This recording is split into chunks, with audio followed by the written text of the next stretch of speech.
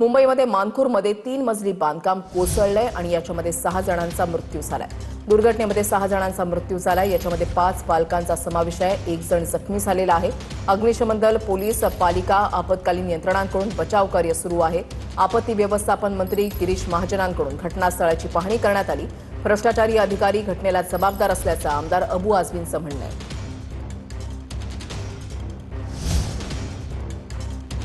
अक्षय मणकणी आमचे प्रतिनिधी आमच्या सोबत आहेत। अधिक माहिती जाणून घेणार आहोत। अक्षय, हे बांधकाम कोसळले, 6 जणांचा मृत्यू झालेला आहे। धो पाऊस कोसळतोय, कशा पद्धतीने मलबा हटवण्याचं काम सुरू झालेलं आहे, काय परिस्थिती आहे? नक्की ऋषाली, काल रात्री ही संपूर्ण घटना जी आहे ती मानखुरच्या मंडाळे परिसरामध्ये घडलेली असल्याचं आपल्याला पाहायला मिळतंय। 3 मजली बांधकाम असलेलं घर जे आहे ते एका घरावरती कोसळलं आणि त्याच घरामध्ये खरं तर 5 लहान मुलं आणि एक महिला होती। त्यांचा या घटनेत दुर्दैवी मृत्यू झालेला असल्याचं आपल्याला पाहायला मिळतंय। सध्या शोधकार्य पूर्ण झालेलं आहे। या ठिकाणी स्थानिक नगरसेवक असतील, स्थानिक आमदार असतील आणि त्याचसोबतच आपत्ती व्यवस्थापन विभागाचे मंत्री गिरीश महाजन यांनी देखील या ठिकाणी भेट दिलेली होती। परंतु आता सगळ्या यंत्रणा या ठिकाणी पोहोचलेल्या आहेत।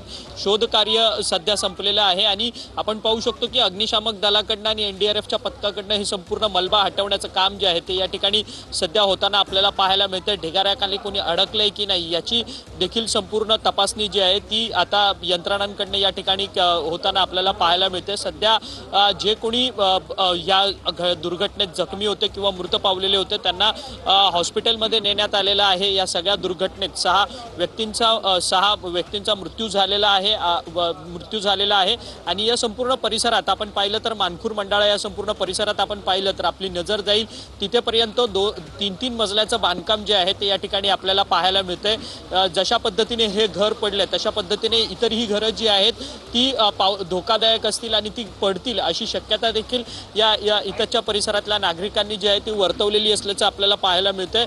आणि ही संपूर्ण परिस्थिती या संपूर्ण भागामध्ये आहे आणि सध्या तरी हे घर जे आहे ते रात्रीच्या सुमारास मुसळधार।